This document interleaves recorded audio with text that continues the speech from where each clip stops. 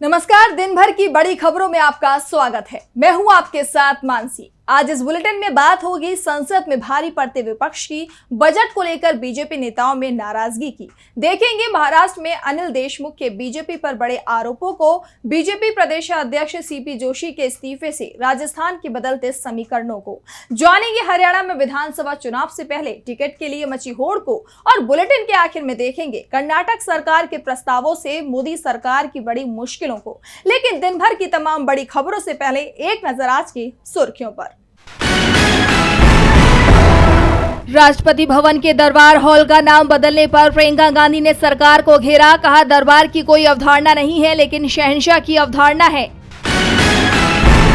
NEET UG revise result जारी। 67 में से 44 टॉपर्स के 5 नंबर घटे। 4 लाख कैंडिडेट्स की रैंक हुई प्रभावित। दिल्ली के सीएम अरविंद केजरीवाल को हाई कोर्ट से मिली बड़ी राहत। हाई कोर्ट ने मानी वकीलों से मीटिंग बढ़ाने की मांग। और शेयर बाजार में गिरावट। 109 अंकों की गिरावट के साथ 80,039 पर बंद हुआ सेंसेक्स। 7 अंकों की मामूली गिरावट के साथ 24,406 पर बंद हुआ निफ्टी।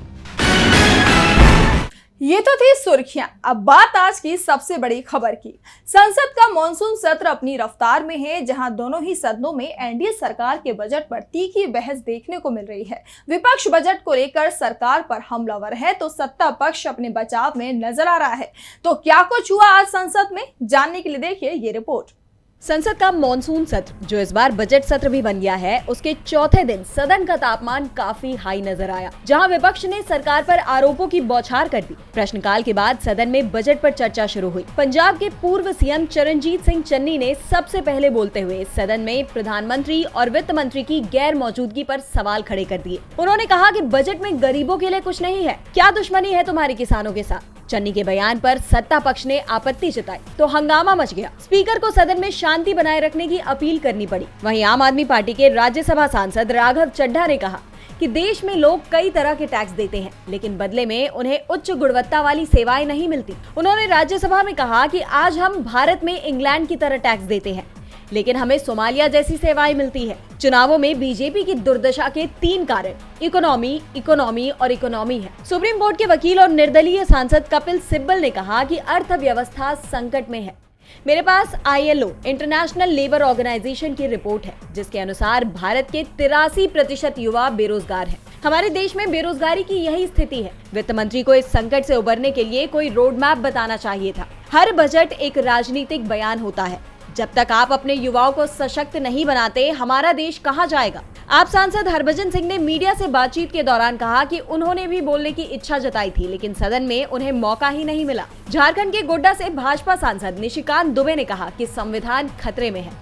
संसद में बजट को लेकर जहां विपक्ष का जोरदार विरोध नजर आ रहा है, तो वहीं अब बीजेपी के नेता भी इस बजट का विरोध कर रहे हैं, जिसके बाद बीजेपी टेंशन में दिखाई दे रही है। तो क्यों बीजेपी के ही नेता हुए बजट के खिलाफ, देखिए इस रिपोर्ट में। मोदी सरकार का ये बजट सवालों से घिर गया है। विपक्ष सरकार पर गैर भाजपा शासित राज्यों के साथ भेदभावपूर्ण रवैया अपनाने के आरोप लगा रहा है, और अब ये मामला बीजेपी की चिंता बढ़ाते हुए नजर आ रहा है, क्योंकि अब बीजेपी के ही नेता सरकार के इस बजट पर सवाल उठाते हुए दिखाई दे रहे हैं। क्योंकि बजट में बीजेपी शासित राज्यों को भी कुछ नहीं मिला है, खासकर उन राज्यों में जहां अभी कुछ वक्त बाद ही विधानसभा चुनाव होने हैं। दरअसल बीते दिन संसद भवन में प्रधानमंत्री की पार्टी के प्रमुख नेताओं के साथ बैठक हुई।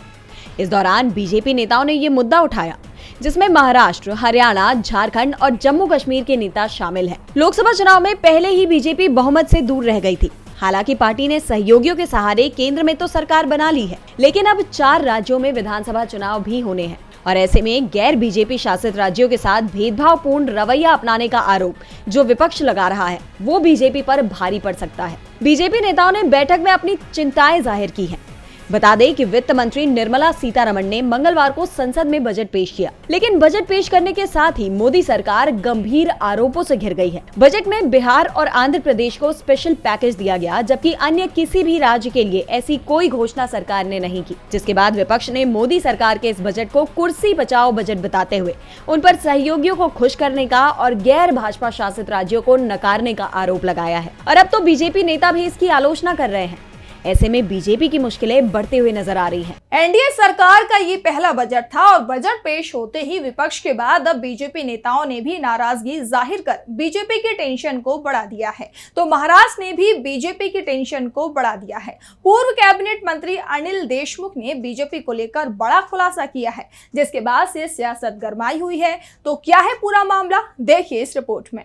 महाराष्ट्र में पूर्व कैबिनेट मंत्री अनिल देशमुख के बयान ने सियासी गलियारों में हड़कंप मचा दिया है। अनिल देशमुख ने बीजेपी नेता पर एमवीए नेताओं को जबरन फंसाने के आरोप लगाए हैं। देशमुख ने कहा कि महाराष्ट्र के वर्तमान डिप्टी सीएम और पूर्व गृह मंत्री देवेंद्र फडणवीस के खिलाफ उनके पास पेन ड्राइव में ठोस सबूत हैं। देशमुख ने कहा कि 3 साल पहले देवेंद्र फडणवीस ने उन्हें उद्धव ठाकरे, आदित्य ठाकरे, अनिल परब और अजित पवार के खिलाफ झूठे आरोप लगाकर एफिडेविट दाखिल करने के लिए कहा था। मैंने वो करने से इनकार कर दिया था। देशमुख ने आरोप लगाया कि मेरे इनकार करने के चलते ही मेरे पीछे ईडी सीबीआई लगाकर मुझे 13 महीने जेल में रखा गया। अनिल देशमुख ने फडणवीस को चेतावनी देते हुए कहा कि अगर वो मुझे चैलेंज करेंगे तो वो सबूतों का खुलासा कर देंगे। उनके समर्थन में कांग्रेस के प्रदेश अध्यक्ष नाना पटोले ने भी बयान दिया है। पटोले ने कहा कि जो अनिल देशमुख कह रहे हैं वो सच ही होगा। मोदी सरकार आने के बाद एजेंसियों का गलत उपयोग किया गया है। जो इनके साथ होते हैं वहाँ एजेंसी कुछ नहीं करती है। वहीं शिवसेना यूबीटी से सांसद प्रियंका चतुर्वेदी ने मामले में जांच की मांग करते हुए कहा कि देवेंद्र फडणवीस का मुखौटा उतर गया है।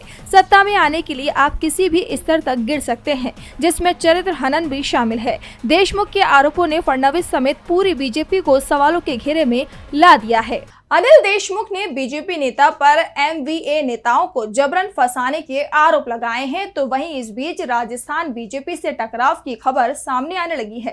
राजस्थान के बीजेपी प्रदेश अध्यक्ष सीपी जोशी ने इस्तीफे की पेशकश की है। जोशी की इस पेशकश के बाद राजस्थान की सियासत में भूचाल आ गया है। तो आखिर क्यों दिया जोशी ने इस्तीफा, देखिए इस रिपोर्ट में। राजस्थान में बीजेपी की सरकार बनने के 6 महीने के अंदर ही हालात बदल गए हैं। राज्य में पिछले साल के आखिर में विधानसभा चुनाव हुए तो बीजेपी को पूर्ण बहुमत मिला और उसने सरकार बनाई। लेकिन 6 महीने के अंदर जब लोकसभा चुनाव हुए तो बीजेपी के हाथ से लोकसभा की 11 सीटें फिसल गई। उसके बाद से ही सवाल उठ रहे थे कि इस हार का जिम्मेदार कौन है, क्योंकि राजस्थान में पूरा चुनाव नरेंद्र मोदी के नाम पर लड़ा गया था। ऐसे में हार के लिए पीएम मोदी और बीजेपी हाईकमान पर सवाल उठ रहे थे। लेकिन अचानक चुनाव परिणाम के बाद प्रदेश बीजेपी अध्यक्ष सीपी जोशी के इस्तीफे के पेशकश ने पीएम मोदी और बीजेपी हाईकमान को मुश्किल में फंसा दिया था, क्योंकि अगर जोशी का इस्तीफा स्वीकार किया जाता तो जेपी नड्डा और पीएम मोदी पर भी हार की जिम्मेदारी लेने का दबाव बढ़ जाता। इसलिए जोशी का इस्तीफा स्वीकार नहीं किया गया। अब एक बार फिर सीपी जोशी ने राजस्थान बीजेपी अध्यक्ष पद से इस्तीफा देने की पेशकश कर दी है। इस बार उनके इस्तीफे का कारण केंद्र में मंत्री नहीं बनाए जाने को बताया जा रहा है। वैसे जोशी ने मंत्री पद को लेकर कुछ नहीं कहा है, लेकिन जोशी के समर्थक उन्हें मंत्री नहीं बनाए जाने से नाराज चल रहे हैं और इसी के चलते अब जोशी भी अपने इस्तीफे को लेकर इस बार अड़ गए हैं। राजस्थान में बीजेपी की सरकार बनने के 6 महीने के अंदर ही हालात बदल गए हैं और जोशी के इस्तीफे ने इस बदलाव को हवा देने का काम किया है। तो वहीं इस साल के अंत में हरियाणा में विधानसभा चुनाव होने हैं। ऐसे में हरियाणा कांग्रेस में विधानसभा चुनाव के टिकट के लिए नेताओं में होड़ मची हुई है। अब तक कुल 90 विधानसभा सीटों के लिए 900 आवेदन आ चुके हैं, जिसने बीजेपी की धड़कनें बढ़ा दी हैं। तो क्यों चुनाव से पहले ही घबराई बीजेपी, जानने के लिए देखिए ये रिपोर्ट। हरियाणा में इसी साल विधानसभा चुनाव होने हैं, जहां सभी पार्टियों ने अपने स्तर पर चुनाव की तैयारी शुरू कर दी है। वहीं कांग्रेस में भी टिकट के लिए आवेदन आने शुरू हो गए हैं। इन आवेदनों ने बीजेपी की चिंता बढ़ा दी है। दरअसल हरियाणा में कांग्रेस की टिकट पर चुनाव लड़ने के लिए लोगों की लाइन लग गई है। एक एक सीट पर 10-10 दावेदार हैं। हरियाणा में कुल 90 विधानसभा सीटें हैं, जिन पर अब तक 900 से भी ज्यादा आवेदन आ चुके हैं। आवेदन जमा करने की आखिरी तारीख 31 जुलाई तक की है। ऐसे में यह आंकड़ा 1500 पार करने की उम्मीदें लगाई जा रही हैं। इन बढ़ते आंकड़ों ने चुनाव के पहले ही बीजेपी को असमंजस में डाल दिया है। पहले से ही हरियाणा के किसानों की नाराजगी से बीजेपी पूरी तरह से हिल गई है। राज्य में सरकार के खिलाफ एंटी इनकम्बेंसी भी भरपूर दिखाई दे रही है। हालांकि बीजेपी ने राज्य सरकार में बड़ा फेरबदल किया, लेकिन जनता का मन नहीं बदल पाई। जनता की नाराजगी का असर लोकसभा चुनाव में साफ नजर आया, जब बीजेपी हाफ हो गई, महज 5 सीटें ही जीत पाई। अब उम्मीदवारों को भी पता है कि बीजेपी के टिकट से चुनाव जीतना उनके लिए मुश्किल है, इसलिए कांग्रेस में टिकट की होड़ मची हुई है। अभी चुनाव की घोषणा तो नहीं हुई, लेकिन कांग्रेस में आने वाले उम्मीदवारों की बढ़ती संख्या ने बीजेपी की चिंता को जरूर बढ़ा दिया है। तो दूसरी तरफ नीट घोटाले में लगातार हो रहे खुलासे ने बीजेपी को कटघरे में खड़ा कर दिया है। नीट मामले में सीबीआई जांच कर रही है, जिसमें चौंकाने वाला खुलासा सामने आया है। तो अब क्या खुलासे हुए हैं नीट मामले में, जानने के लिए देखिए ये रिपोर्ट। नीट घोटाले में आए दिन नए खुलासे हो रहे हैं। मामले की गंभीरता को देखते हुए इसकी जांच सीबीआई को सौंपी गई थी। अभी हाल ही में सीबीआई की सुप्रीम कोर्ट में सबमिट जांच रिपोर्ट में एक अहम खुलासा सामने आया है। बता दें कि सीबीआई की रिपोर्ट के मुताबिक बिहार के छात्रों के करीब 35 से 45 लाख में नीट के क्वेश्चन पेपर बेचे गए थे। वहीं बिहार से बाहर के छात्रों को यही पेपर लगभग 55 से 60 लाख रुपए में बेचे गए थे। जाँच में पाया गया कि बिहार और बाहर के राज्यों में कुल मिलाकर 150 छात्रों के पेपर बेचे गए थे। वही पेपर लीक के बावजूद इन 150 छात्रों में 80 से 90 छात्रों को अच्छे नंबर नहीं मिले।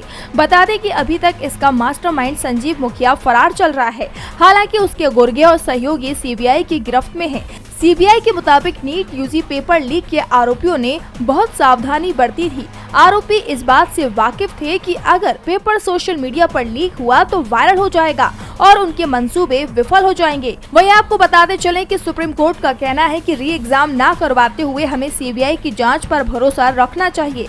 सुप्रीम कोर्ट ने ये माना है कि पेपर लीक बड़े पैमाने पर नहीं हुआ था और इसे सोशल साइट्स पर भी लीक नहीं किया गया था। अब सच्चाई जो भी निकल कर सामने आए, लेकिन इस घोटाले से सबसे ज्यादा नीट अभ्यर्थियों और उनके पेरेंट्स को परेशानियों का सामना करना पड़ा है।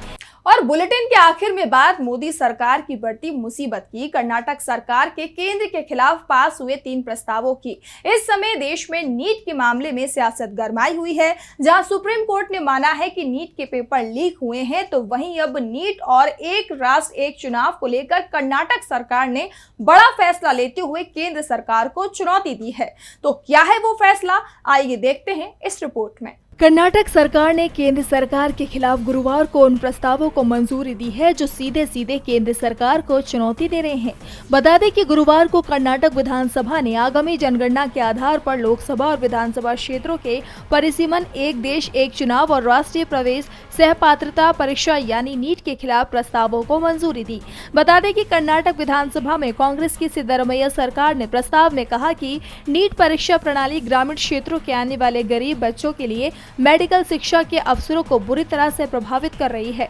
ये न केवल स्कूली शिक्षा प्रणाली को अप्रभावित बनाता है, बल्कि राज्य सरकार द्वारा प्रबंधित मेडिकल कॉलेजों में छात्रों के प्रवेश देने के राज्य के अधिकार को भी छीन लेता है।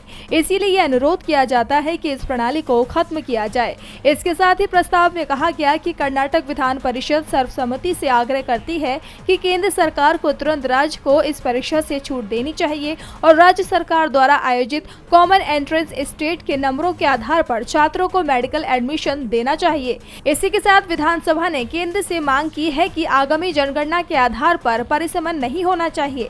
जनसंख्या के आधार पर सीटों की संख्या में इजाफे की स्थिति में उसे किसी राज्य में लोकसभा सीटों और वहां के विधानसभा क्षेत्रों की संख्या तय करने के लिए 1971 की जनगणना को ध्यान में रखना चाहिए। तो वहीं तीसरे प्रस्ताव में कहा गया कि एक देश एक चुनाव का प्रस्ताव भारत की लोकतांत्रिक और संघीय व्यवस्था के लिए खतरा है, क्योंकि विभिन्न राज्य विधानसभाओं की अपनी शर्तें होती हैं और एक समान चुनाव कार्यक्रम राष्ट्रीय मुद्दों पर बहुत अधिक फोकस करके और स्थानीय चिंताओं की उपेक्षा करके राज्यों की स्वतः को कमजोर कर सकता है और आर्थिक व सामाजिक बाधाएं एक साथ चुनाव कराने से जुड़ी गंभीर चिंताएं हैं। तो आज इस बुलेटिन में इतना ही। आप देखते रहिए डीबी लाइव। नमस्कार।